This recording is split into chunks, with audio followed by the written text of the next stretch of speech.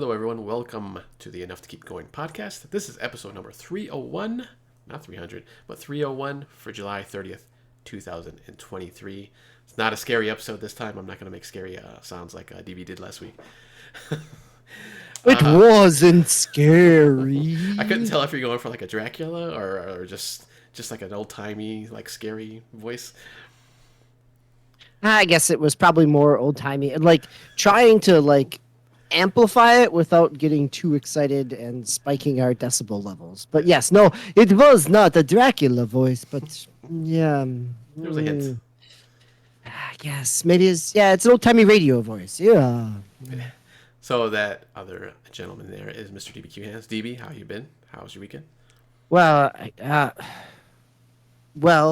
my weekend had about 18 hours without power. We got a surrounding area that has some places still don't have power. So fortunately, I'm here tonight. You know, this wouldn't be the first time that I've had to skip out because of missed power over the course of our 8 years at this point.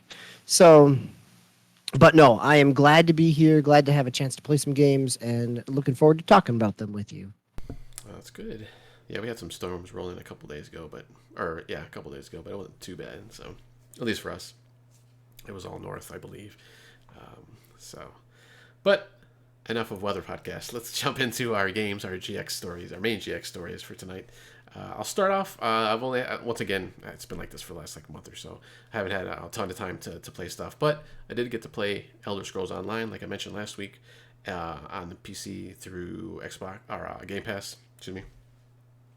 I played a little bit of this when it first came out on console on the 360 or not 360 on Xbox One, but I think I mentioned this last week. I just didn't have anybody to play with, so I was like, I played it for like a few weeks actually, but then eventually I was just like, I wanted to play with somebody because usually I get kind of bored with MMOs if I'm not playing with somebody.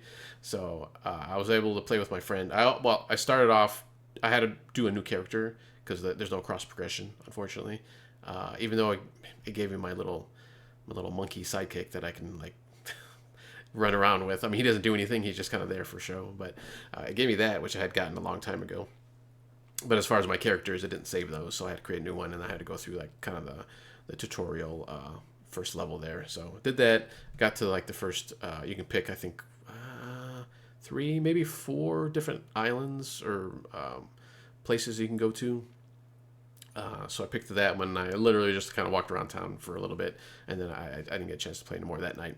But then a couple nights ago, I was able to play with my friend, and we jumped on. Took us a while to try to figure out how to find each other. So he was able to invite me finally after a little while, and then we finally got together. Actually, he was on a different island. He picked a different island, so I actually just teleported to him, which is kind of nice. At least they did that for you.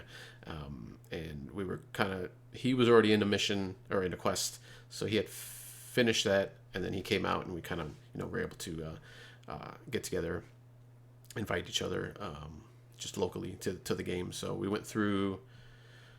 I think we actually just did one other quest that night. It was getting kind of late when he got on. So we did one other quest, and it was fun. I mean, like I said, MMOs when I'm by myself, it's not so much. I want to say it's not fun, but it's just kind of boring. So it was nice to have somebody else there that we can kind of go through. It seemed, I guess we're both early on, so it seemed kind of easy.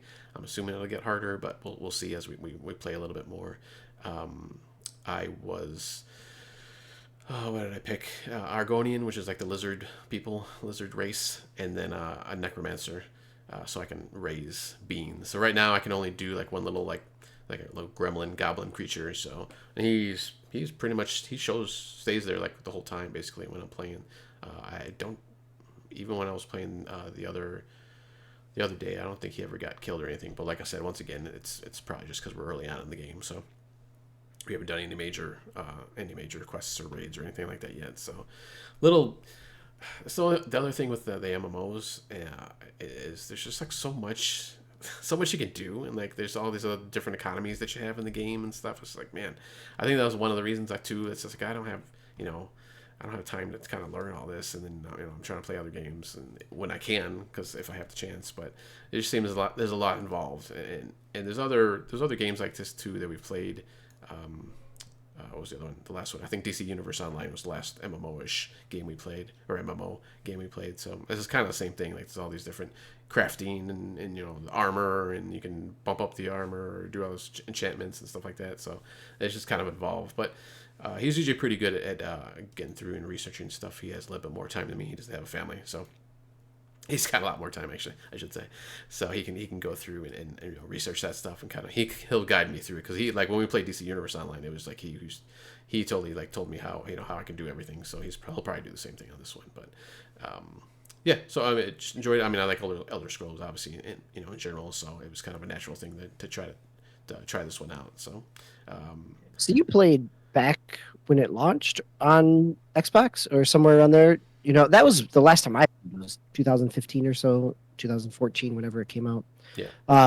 Came out on PC on 2014. But I'm assuming, like any MMO at this point, after 9 years, the onboarding process has been streamlined or has changed. And, are you still kind of starting?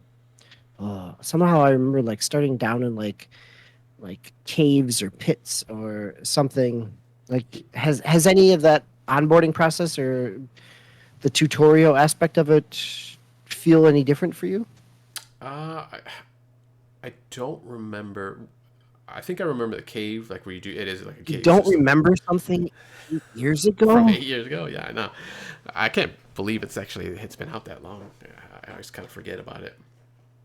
But I remember the cave part, but I don't remember when you finish that tutorial level and you get the choices. I thought it just like dumped you into a place like automatically, so maybe that's changed. I don't remember being able to pick different areas you can go to, and then also That would make sense because at the start there wasn't many other yeah, areas to go to. Yeah, that's true. Like I said, there's a bunch of DLC now, so those ones I can actually see, but I can't go into. There's like chains on them, like obviously because I don't have it, and I don't think DLC normally is included in Game Pass stuff. I think sometimes, but I think in a game like this, obviously they kind of live on that, since you're not going to pay for the game or anything. So yeah, I think in general it's free, right? I mean, even if it wasn't on Game Pass, or do you remember? I mean it is now. I don't when Yeah, it launched it, I think you had to pay for but it, right, yes, when it it launched. is. Yep. Yeah. So, yeah, but I'm enjoying it for now. So we'll see. I mean, like I said, I don't get a chance to play all that often, so I might be able to like kind of ease into this one a little bit better than most games that we kind of just jump into. So, and I noticed.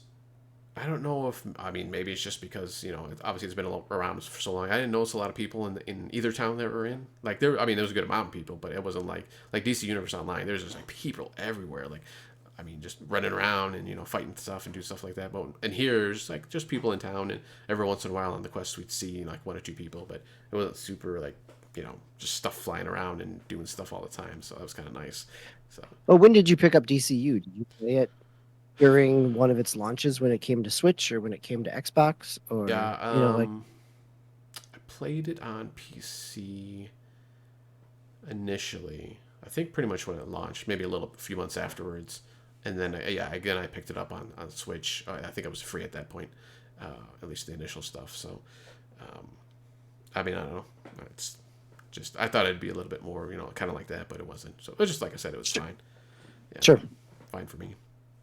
I don't get distracted as easily. All these people running around and stuff and overpowered. And I saw some people obviously that had playing the same kind of class, but obviously they had a little bit better summons that they could do. So, but it wasn't anything too ridiculous. So, because I was thinking of like a lot of the people were like lower level. I could tell just because they didn't have like the big fancy gear, and if they happened to be a necromancer, that they didn't have like the super duper like huge summons and all this other stuff. So I don't know. Maybe they try to put you with kind of other people if they can, but otherwise it's just like they throw you in there. But yeah, I'll keep going the next few weeks or so. See how it goes, and I'll report back, see how if it gets harder or if it's just kind of easier like that. Although there was one weird thing when I spawned into, or when I traveled to his world while he was doing his quest, like the main town that you can go into, or at least one of the main towns, like kind of bigger city. Like everybody was like out to get me for some reason, but as soon as he finished his quest, like it was fine. Like we just went back, and we were able to sell. He was able to sell stuff because I think I had a few things from the last place I was at because I just like looted everything, of course, because that's what you do in Elder Scrolls. But yeah, but I don't know. It's just weird that everybody was like out to get me until he finished his quest, which is I don't know why that was a thing, but I was I able suppose to. it brought you into an instance. Yeah, So whatever quest was he was on, you were joining him in that. Yep. Rather than a open space. Yeah. yeah. So, but yeah, like I said, it was fine once that was over. So we were able to go in there normally. It was fine because I was about to tell him like, oh hey, don't go in there because people are gonna attack you. But then it was fine. Like he just went in and it was fine. So it's kind of weird. So that's it for Elder Scrolls Online. How about you? You've a couple of games here, PC and a Switch game. Yeah, so you've been playing something relatively mature in the years that it's been out, but I had a chance to play a playtest of a battle royale kart racing game. So Stampede Racing Royale is there's a Steam page for it. It's developed for PC. Ideally, I could see it definitely coming to other consoles. Plays really solidly with a controller, even if some of the controls are a little bit different. But basically, the conceit is this is a 60-person race, kart racing game in a almost Fall Guys like battle royale esque type of way, somewhat similar to the kind of multiplayer sessions in Riders Republic, right, where everybody starts together and you're going through a couple different series. But here it's kind of Fall Guys. It is, it's a kart racing game. You got drift, you got boost, you get, weapons from boxes. You start off with 60. If you make the cut, then it goes down to 40. If you make the cut again, it goes down to 20. And at this point, it only seems to stop there. And I'm guessing that this is part of the playtest, but ideally, I would think it would go down to 10 then, and then it would be the winner of those 10 would be the winner of the battle royale, or the racing royale as it was. But it feels a little slow in terms of speed. Like if you're used to having a 100, 150, 200 cc or 150, 200 cc at Mario Kart, or even things like Disney Speedstorm feels a little faster, more fluid. But it also kind of makes sense that it feels a little slow if they're throwing 60 to 40 to 20 other players in on the same screen, or at least within the same server and play session. So one of the reasons I signed up for this is that the pedigree behind it is really solid. It's developed by Sumo Digital and a number of other Sumo teams. So Sumo Digital did the Sonic All-Star Racing Transformed. It did Sonic Team Racing. It even did the racing levels and add-on for Disney Infinity. So they come with some pedigree in terms of kart racing. And it feels pretty good. Like I'll be curious. Hopefully, I'll get another chance to play another playtest. I could see where having this be cross-platform is going to be really beneficial in terms of server population. Sometimes I got in right away and was populated up to 60 people. Sometimes it took a little while to sit and fill up that. I did finish the 20-person race in first place at one point. But, if you enjoy kart racers, it's kind of fun. It's a solid, well-done, physics-wise kart racer.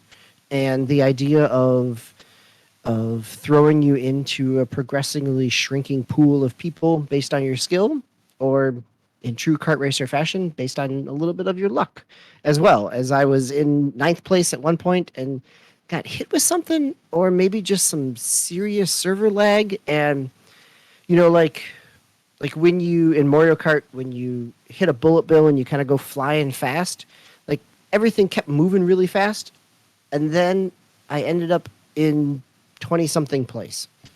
So I don't know if I got hit with an item or that this is why they're playtesting. So, but other than that, it was a really solid experience, fun, definitely something that I've put on my Steam wish list. So, and if you enjoy kart racers, it's something definitely kind of to keep an eye out for. And that's Stampede Racing Royale. So I, is this going to be free to play when it comes out? Do you know or? I would guess, and then with a lot of cosmetics. I mean, I don't know. I mean, uh, they have not said. I Oh, guess that's the best answer I can give you. Like, given the economy of things, like I could see potentially doing this as a. I could see paying for this game if you enjoy kart racers. I think that paying for this game will make it difficult to find 60 players on a regular basis, right? Like the idea of making this free to play, it seems like ripe for a battle pass, right? Like here are your cosmetics, here's your battle pass. You've got different character, you've got little your characters are in kind of the shape of like Sackboy from from Little Big Planet. And so you could have different heads, different clothes, different carts. I mean, there's lots of aspects here to kind of, monetize. So that would be my guess is that it ends up being free to play with kind of traditional free to play hooks. so how like when you went through like all the races, like how long was it about? Did you kind of check Making it time? through rounds was it's probably only 10 minutes. I mean, it's not long. Okay. It wasn't even that probably because races are only well, the races I did were only 2 laps. I mean, they're longer courses, um, but they were only 2 laps. So yeah, it moved pretty quickly. Like it was pretty fluid, pretty fast paced. It definitely kind of had that. The tracks were what you would expect from a kart racer. I say that because I was just about to say, like, it kind of had that Fall Guys feel of everything's kind of moving kind of quickly and you're in and out. And if you get bounced, you're ready to jump back in and do another one. Um, but the tracks could get really crazy. Right now, they're not so much. They're very kind of standard tracks with some different landscapes, mountains, traditional kind of racetrack. But yeah, I could see them going in lots of directions, or depending on a battle pass, like you get certain theme tracks. There's lots of ways to do. I mean, that's similar to what Disney Speedstorm has been doing. With they introduce a track or two with whatever IP that is connected to the new battle pass. Um, so this does not have any IP attached to it. So I mean, really, the Yeah, that big was my hook next is question. Yeah, just original right. characters. I mean, at this point, it's original characters. It wouldn't be surprising if something would guest star in it, Yeah. right? Like, but yeah, I think. I mean, I shouldn't say I think. I know that for me, the reason that I wanted to check this out is the development studio. Like, they've done good kart racing work in the past, and it kind of got cut short with Disney Infinity, and so I was really curious to see what would come next. Um, and Sonic Team Racing was okay, solid, but not necessarily. Uh, it wasn't. I've enjoyed it more over the years. Well, I've enjoyed it more playing on PlayStation 5 than on on Switch, just in terms of speed and loading times. So I kind of have a revisionist aspect of that there. But yeah, I mean they do good kart racing. So the other game I've been playing is a game that I played a demo for back during a Steam Next Fest, probably last year, maybe last winter. And this is Koa and the Five Pirates of Mara. So this is a 3D platformer. This is a game developed by Chibing. They've done their previous game was the Summer of Mara, right? It was kind of a um, cartoony, light crafting, farming on an island in this kind of cartoony graphic style. This Tao, as our resident crafting aficionado, I'm glad that this game doesn't have it. right? Like the art style looked really cool. It was kind of cartoony, but this is a 3D platformer game, and I'm a sucker for a 3D platformer game. The demo of it was pretty straightforward. It has fixed camera control, or it has camera control kind of like Mario 3D Land, where it's deciding the angle. You don't have to necessarily babysit the camera. Um, and you've got your standard kind of sprint, you've got your butt stomp, you've got roll, you can pick things up and throw them. uh, there's a little bit of I'm not too far, right? So a little bit of puzzle solving, a little bit of combat. um, it's pretty beginner friendly, right? Like there's even a relaxed mode in it. It is definitely targeted at a lower audience. Maybe it's a good entry level or good kind of first couple of 3D platformers, but it's also got some good solid 3D platforming. Like there's some hub worlds. You've got a number of different. If you want to make it through at least the few levels that I've done and reading some reviews, it's pretty straightforward. But there are a lot of collectibles and shells and other things to collect that I found myself even once getting into the opening space, instead of going where they told me, I kind of pushed the boundaries to find out like where else can I explore and what can I jump to and what's background and what's actually interactive, and discovered a couple little hidden secrets and something that must be another quest. And so it's well populated. So I'm looking forward to kind of playing it some more. Definitely kind of a low key uh, 3D platformer. So that's Koa and the Five Pirates. It's out on everything. It's on PC, Xbox, PlayStation, or yeah, PlayStation and Switch. I picked it up on Switch because I'm going on vacation, and it seems like, yeah, this is a nice kind of relax in bed, make it through a platforming level without having to stress out too much of timing my jumps and everything else. So Nice. maybe next week I'll be able to talk about it some more. Can you do co-op in it? I do not think so. I've not Oh, seen okay. anything. Even in the menus, I don't see anything, or in the reviews, I haven't seen anything about co-op either. Okay. It definitely seems like it would be, the way that the levels are designed, it could work with co-op, but it's also a small indie team, so I could see them scoping it kind of to what they knew they could get taken care of. Okay. Yeah, I was just watching a video while you're explaining it, and it looked like there was like other. I don't know if people follow you maybe during the gameplay or something, because there's like other Maybe. people or kids or whatever they are when the main character was running around. So I didn't know. I thought maybe it was co-op or something. Interesting. Yeah, I I'm mean, just looking to see if there is any. There's no mention of co-op no pieces, mention. so Okay. Yeah, it's kind of funny that you picked this up, like, because when I was on vacation, I picked up.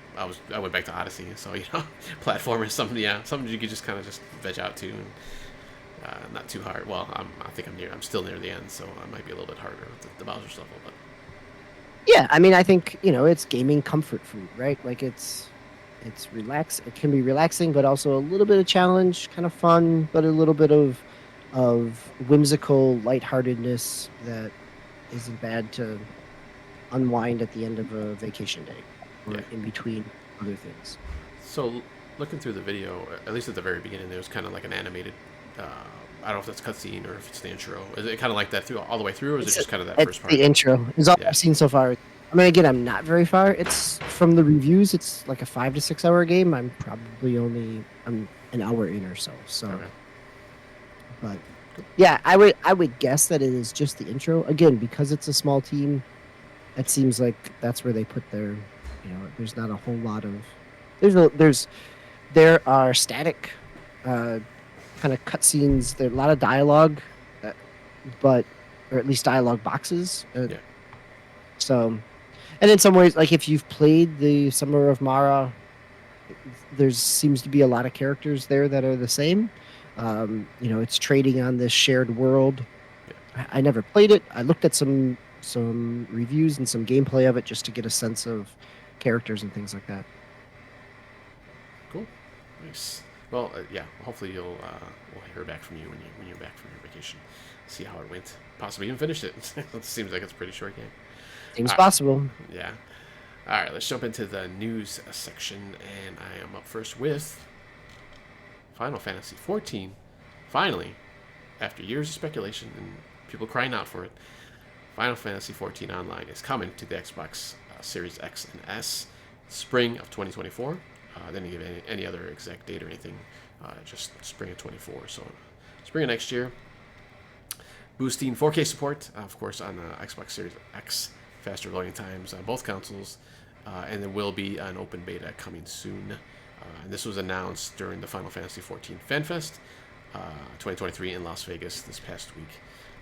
Actually, Phil Spencer came out with the producer and director, Naoki Yoshida, I believe is how you say it. And they made this announcement. So that's I know there's been a lot of people I've always seen asking for this on come to the Xbox.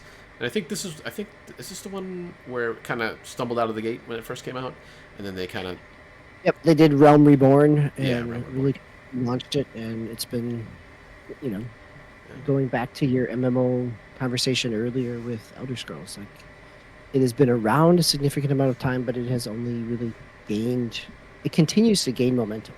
Like it's hit server counts and high server counts, and the last expansion they had to, kind of time when they rolled it out because there were too many people trying to get into it. Oh yeah. So, yeah. and they announced a new expansion for it as well. So, yeah, I know this during is. I know this, and I know kind of Game Logic talks about this a lot too. This is one of those games where it's the kind of like your entry level, or not entry level, but your intro into an MMO. I think I've heard a lot of times people say, like, if there's an MMO you want to try, this is the one because it's I guess it has pretty good community. You don't have a lot of people going down on you and stuff when you're first starting out. So that's nice if that's true. There's also going to be a free trial. I think when it first comes out that you could do before you can buy it. So it's cool. I think they've done free trials or like up to level 20 or something like that. Yeah. They've done some things before, but it makes complete sense to have it on another system because it's still a subscription and it still is a pay model. I mean, it still is you need to buy it and buy the expansions. So the more platforms it's out on, the more potential revenue that Square's gaining from it. Yeah. Yeah, so it'll be interesting to see. I mean, I might even just check it out. This is a free trial. There will be a free trial. So that'd be pretty cool. Another kind of facts, there's 27 million adventurers, as they're called, worldwide currently. So that's a lot of people that are playing it right now. I think just mentioning the free trial and kind of going up to a certain level. I think even WoW had started doing that within the last few years, maybe even longer before that. But so I think it's just kind of it's a good thing, just kind of get a taste of what the game's Yeah, like. it's been at least 7-8 years that WoW has done that. As I remember, probably back when we started this show, that WoW was doing the up until a certain level for free. Yeah, so it's So, good news for Xbox. You said how many? Is it active players or accounts? Is what they said for 28 million. Where are you? It just says 20 million adventurers. Yeah, I think maybe. So that is probably active. Yeah, might be. Yep. Yeah, I'm just kind of comparing. Like, I wonder what the monthly active players are, and how that compares to some of the peaks of World of Warcraft, and kind of where that's at. It kind of seems too like you hear more about at least maybe I do. I hear more about the not DLC but the expansions for this game, kind of like WoW was back in the day, and WoW still obviously has expansions, but you don't really hear it wasn't like a big event like before, like it used to be. So. No, I think in terms of mindshare, that this is Final Fantasy XIV is really the MMO that captures that. Yeah, definitely. All right, so look out for that next year, spring of 2024. All right, let's jump over to your PS5 news story. Final Fantasy XIV started on, I think it was even on PlayStation 3, and definitely on PlayStation 4 before it hit Realm Reborn. But it's and now that it's on also PlayStation 5, and this is the news story here. We got some PlayStation 5 sales numbers that they have surpassed 40 million units sold. So it is just a little behind PlayStation 4 in terms of its trajectory, in terms of time, from launch. But given kind of the supply chain aspects of that, that doesn't seem surprising that it would be a little behind. But it is also some of the numbers that have seemed to kind of be out there related to Xbox Series, the Xbox Series, right? X and S. Uh, the IGN story that I was looking at talked about that the Xbox down at a Brazil event talked about the Xbox X and S series selling about 21 million.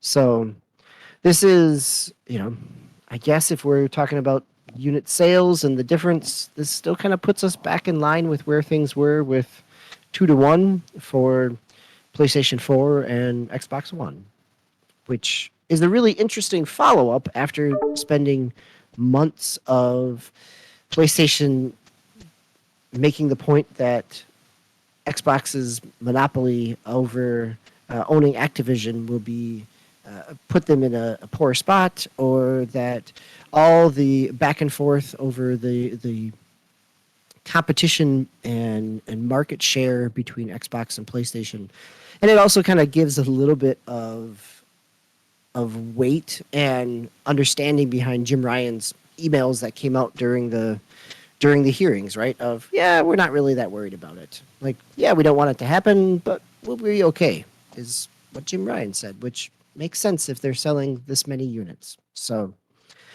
yeah, I think that's, one, it's kind of surprising given how supply chain constricted things were when everything started.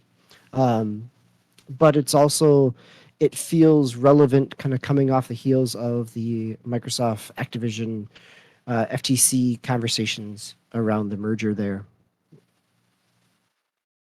Yeah, and I was kind of scrambling to find news other than the one news stories I had there beforehand, and I saw that Xbox's Q4 was, I think they had a decline in hardware revenue, I believe.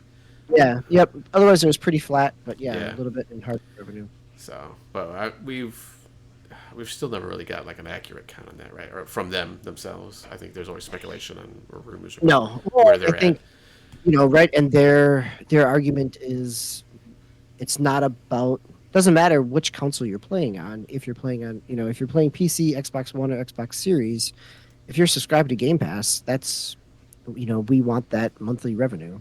Yeah, Yeah. yeah, they're looking. Yeah, and I think because of Game Pass and maybe some other, I forgot what was there's something Game Pass and something else that kind of had a kind of kept them up a little bit. Otherwise, it would have been like a total downer for that last quarter. So, but yeah, I mean,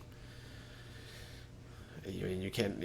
There's nothing you can really say. I mean, PlayStation 5. I mean, they're pretty much killing it. So, and like you said, like even Xbox was, or Phil Spencer, I think, said that they pretty much lost the console wars. So, so they're moved on to other things. Obviously, Game Pass and uh, cloud, obviously, since that's a big thing. And they Yeah, have right. I think it's such an interesting. It goes back, and we've had this discussion here before as well, right? Like all three platform holders are kind of taking a different approach, right? Sony is very much in the traditional push the envelope, new hardware generations. Microsoft definitely has moved in that, as you said, cloud subscription service, and Nintendo's Nintendo in terms of kind of being a low hardware spec, but kind of accessibility. yeah, So bringing out quirky games. So I was just thinking about it too. Like I mean, this fall, like we still like I guess Microsoft has Starfield, Sony, I guess Spider-Man, 2, and then Nintendo. I think that new Mario game is supposed to come out this fall, I believe. So yeah, that's a November game. yeah. Yep. So I mean, but other than those, like the big three, there's still a little question on what's going on for the rest. You know, I mean, it they'll seems like figure that out. October is kind of full, but it's also a lot of stuff that's kind of gotten pushed back and through. So Yeah. yeah, it'll be interesting to see how that all shakes out. And we still don't have an announcement, even though it's supposed to happen, of the new Call of Duty that's supposed to come out this year. So I think there was a report, or maybe it was even speculation or rumor, that they're gearing up to make some kind of announcement. Obviously, since it's July already, so closing in on August. So Yeah, usually we get something June, I think. yeah, But I mean, I suppose it also, I don't know that if they were holding off on trying to announce anything in the midst of all the FTC stuff and waiting for that to go through. yeah, sure. I don't know that it would necessarily make a difference, but it would just kind of drown out. It wouldn't give them the press cycle that they wanted to. Yeah. Yeah, October. There's plenty. We got the new Assassin's Creed, right? Oh, yeah. The Forza Motorsports, the Alan Wake 2. Yep, Spider-Man's there. So, yeah, there's a number of things coming that October. Yeah, it is. I thought the Mario one was November, but that is Mario RPG, the remake there, but the new Oh, Mario is. Yep. Um yeah, trying to think of those seem like the big ones coming in October, so plenty of stuff to kind of sift through. yeah. And then I had a thought, a train of thought escaped me there. When I was say something about Microsoft, but that's all right.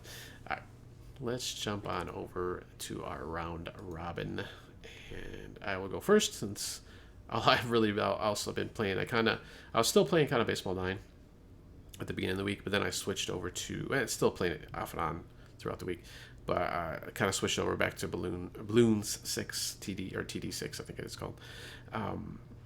Tower defense, obviously, your little monkey characters, and you maneuver them around the board. And I mentioned last week how when I was originally playing, I had kind of just threw them all over the place on the board. And then I was watching my son play, and he was just like, wrecking house. He just like, You got to put them all here, Dad. yeah, This is the way. he front loaded that where they first come in, where the balloons first come in, and he was just like killing everything. So I was like, all right, let me try it out, and yeah, it works. So I did notice that I was throwing a lot more of the kind of like there's like a glue and like a freeze monkey that you can use. I kind of put a lot of those kind of up front first, well, along with like one or two like regular shooting guys, like darts and like I think not a sniper. There's some other like special one they give you right at the beginning, so I put those on there too. But a lot of the glue guys, because obviously that slows down the balloons. And I actually finished the first board on easy and medium. Once I finally switched over to that train of thought, the easy was like I was just blowing through all those like nothing. So and then you could do the upgrades too, which helps a lot on each of the monkeys. So, and that was another thing I guess I kind of messed up on was, so you can you unlock the upgrades, but then you have to like press on each monkey or click depending on what you're playing on to actually initiate it and give them that ability. So I didn't know that was like a two-step thing. I thought once you upgraded it, you unlocked it, you just had it, but it's not the case. So make sure you go back in there and press on your characters, and then you can add the upgrade you want. I think they give you like 3 different choices. I think there's 4 different upgrades you can do, and then there's multiple kind of tiers between those two. So like there's a fast one and there's a faster, and then it's like even faster or something kind of goofy saying like that. So and then it kind of just does that for each thing. Like the glue people, it throws out like a larger glue glob, so it hits more balloons at once. Excuse me. There's like those big zeppelins that kind of come across, and there's a glue upgrade for that, because otherwise it just keeps going if you try to shoot it with a regular glue gun. So but yeah, I got through easy and medium, and now I'm on the second board. I'm just going to kind of do the easy and mediums.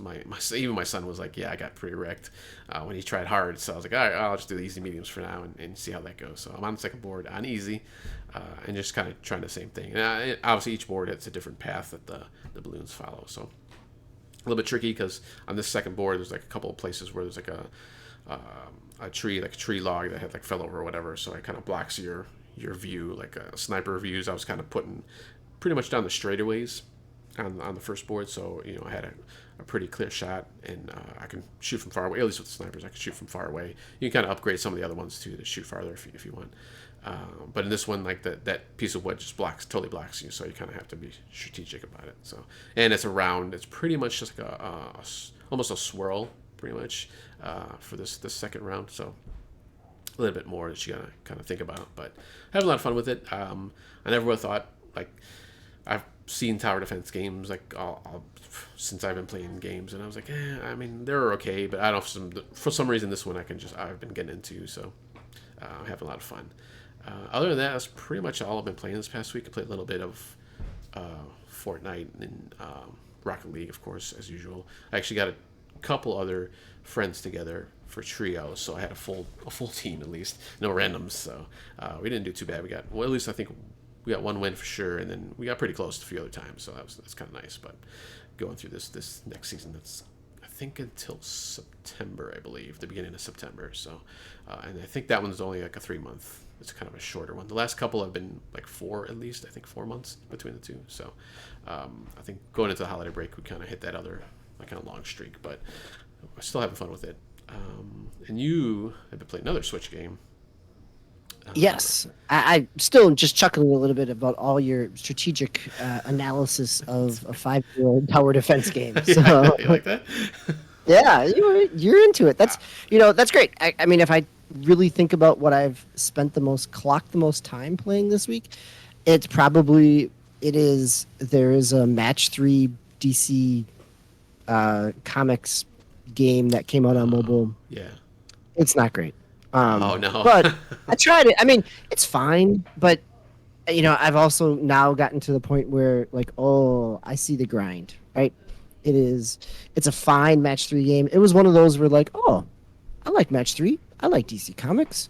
I'm gonna register for this one. Like, and a year and a half later, it finally comes out with San Diego Comic-Con.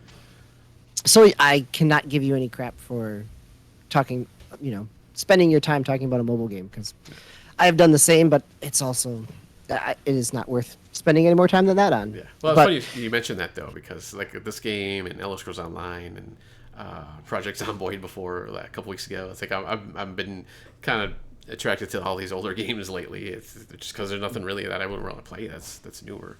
Yeah. Well, and there's I think that's great though, right? Like there's a ton of stuff that I know that I would enjoy if I gave myself time to go back and do it. Yeah. Right. Like and that's whether that's Game Pass, whether that's things you picked up on sales, whether that's things that are now on sale that had great reviews at the time, but just you never got around to playing them. If there's plenty out there to play that is worthwhile, even if the newer stuff isn't that exciting. And I think that's, I picked up a new little indie $17 platformer game, right? There's not a lot of big name releases coming, and even the ones that are, I don't know that I'm super, there's nothing really on my radar.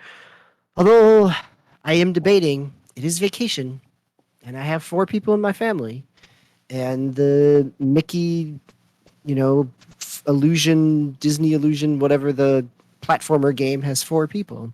So it also seems very possible that might show up on my list here at some point in time before my kids scatter back to school. So yeah. Well, I mean, it's probably good. I'm sampling all these kind of older games and just kind of all these games in general, because hopefully once Starfield comes out, that's probably all I'll be playing. So it might be a little boring for when I'm on the show after that comes out, but we'll see. Now's your chance to dabble in all kinds of That's things. right. Get it out of my system. All right, so the last game I will talk about here is a game that I picked up on sale during, all the related Amazon Prime sales in July. It came out this spring, and at the time I I wasn't really super excited for it. Picked it up for $30.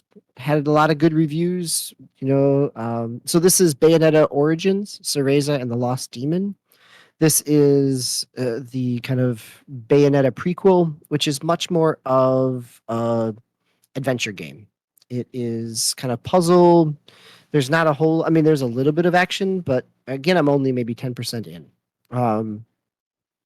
But it's a lot of fun. I'm really enjoying it. It's beautiful. The art style is kind of painted storybook in terms of its art style. It works kind of like Brothers Tale. Basically you're controlling Cereza, little Bayonetta with the left stick and the demon with the right stick, and you have to keep them somewhat close together or they lose power, but sometimes they have to sometimes they can navigate together. Sometimes they have different paths that one needs to go open up something so that the other one can get through, or one needs to defeat something or knock down something so Cereza can get across, right? Like there's a nice little bit of puzzly aspects to it, not super complicated. And then some of the puzzle interactions as your witch time, you end up doing uh, like these little trigger timing based spells where you've got a spell circling around and it's going to tell you to push in a different direction. And this you can automate as like an easy level, or you can do it and it does, it makes a nice little interaction along with the puzzle solving. So, I'm really enjoying it. My hesitation there is that sometimes in a puzzle solving game, I don't always give myself the time or the patience to make it through. So at this point, I'm really the art style, the narrative, the kind of interaction between the two characters has been enjoyable in terms of puzzle solving. So it hasn't really gotten to a frustrating point, even when you kind of have to. There hasn't been too many times where you've had to stop and really think about it. Some of it is just kind of making your way through.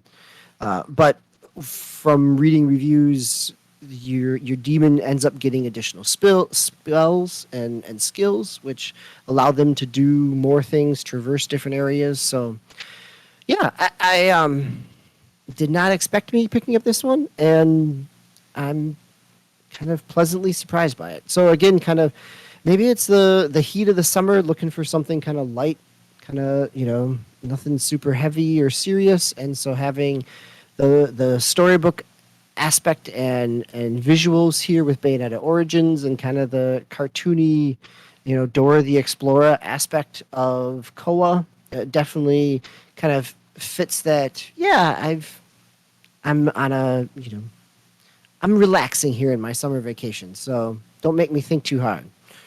But yeah, so Bayonetta Origins, it's made by Platinum. It was definitely a Platinum game, even if it is kind of not going in that kind of character action game like the other Bayonetta series. But it's again done with kind of similar level of care and quality as the other Bayonetta games.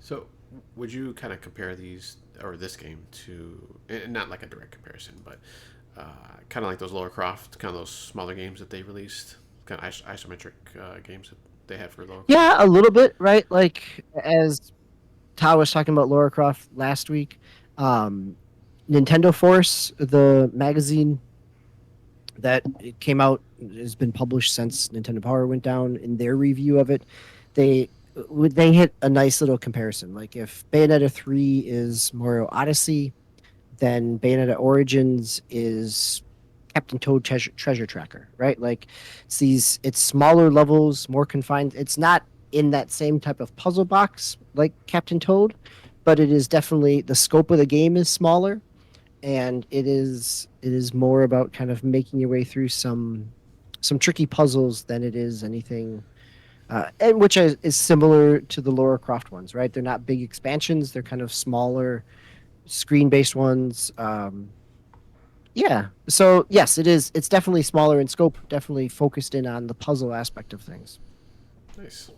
You'll have to. I still gotta go back and play the first couple. All three really Bayonettas, but I had started the first one and got like probably a third of the way through or so. So, but they were fun games, kind of just popcorny, summer action games. So Yeah, definitely in that kind of action movie vein. Yep. Don't think too hard about it all. yeah, and I kind of played like a little bit of Devil May Cry and those kind of games like back in the day, but I didn't really get too into them. But it's kind of the same kind of vein with the shooting and the melee attacks, and obviously you got her big attacks that she can do with her hair and stuff like that. So it was always kind of cool. So all right, so Yeah, you do get a little bit. I mean, the narrative here kind of ties in all that, right? You get story about a witch's the power of magic in their hair and the weapons that it can be, and like this, so there's this is a all these prequel, kind of. right? Oh yeah, she's Okay. like she's a not even a teenager at this point. I Oh, mean, okay. she's kind of in this kind of young girl. So yes, it's definitely a prequel, but it's kind of this kind of her learning to kind of learning her ways around magic and things like that. Nice. All right. Cool. All right. Anything you're looking forward to playing? Well, I guess you're playing Koa, huh? For the coming Yeah, week. no, right? I mean, I'm looking forward to probably on vacation. It also means I'll take my retro pocket along, my analog pocket, Oh yeah. and play some retro games because I don't know that I'll always have consistent Wi-Fi. So having something that doesn't need a Wi-Fi connection to make sure I can play, right? Like that's the downside of even the Switch taking it with you. That if you're Yeah. playing a digital game, it's still got to check against that. So yeah, so I will probably be picking up, going back through. I think my son's been on, as I've talked about here, kind of on a retro game, hunt, and picked up an original 2D or DS. So we're uh, probably might revisit some multiplayer DS games on our time away as a family as well. Nice. Well, other than Elder Scrolls, I'll probably try to continue to play that this coming week. I might jump back into No Man's Sky. I actually just loaded it on my PC. Kind of had a. I've had it on Xbox for the longest time now, and I don't know why I never put it on my PC. But I was like, oh, you know what? I want to do that this coming week. So I actually installed it yesterday, a couple days ago now. Do you So own it through Steam or do you own it through Game Pass? just Game Pass, yeah. So I want to try that out, and I want to see too. I don't know. I don't know if you can do the VR mode in the Game Pass. I'm assuming you would be able to, but still PC. But I'll have to check up on that, and I want to try that too if I'm able to, because that should be pretty cool. I would think. Yeah, I would think so. Should have that functionality. Yeah, Yeah. I would think still PC. And So they just had another update, another big update a couple weeks ago. So yeah, yeah. That's another reason I wanted to kind of jump back into it. Even the big update before that, I really didn't get a chance to check it out. So, and I would. I think I started. No, that was on my the Series X. On the Series X, I had started a game over actually. So I think I went into the menu screen at one point. I think that was on there. So at least yeah, I could still see those saves. So it's kind of nice. I don't have to totally start over again. I'll just start back at that one. So that'd be nice. I was pretty much just. I think I had to build a base, and I was starting to. You can gather like different characters to do like weapons and planting and farming and stuff like that. So I think I just started doing that part of it. So um, I'll also mess around with that. And I think they had that. I don't know if it was the one before that or a couple of them actually, where they had the little mech suit that you can build now and create. So there's been so many updates for that. yeah, there's been a lot. I've missed Right? actually Like, quite a few. Yeah, sometimes I jump into one and then it's like you just miss something because after a few months I think they have like what maybe like three or so, maybe even just a couple of big updates, and then they have those smaller ones throughout the year. So that's kind of nice. Yeah, so we'll jump into those. All right, that is it for episode number 301. Thanks for joining us. Next week, hopefully Mr. Game Logic will be back, and he will be hosting because I just made it that way because our list wasn't updated yet. So for the coming month, I think he actually usually does that. Maybe I'll just kind of do that also in our Discord. But that'll be in episode number 302. DBQ, thank you for joining me tonight once again. It's nice to have you once again. Enjoy your vacation, and please, everybody out there, take care of yourself. Take care of yourself. Excuse me. Play those games, and we will see you next time.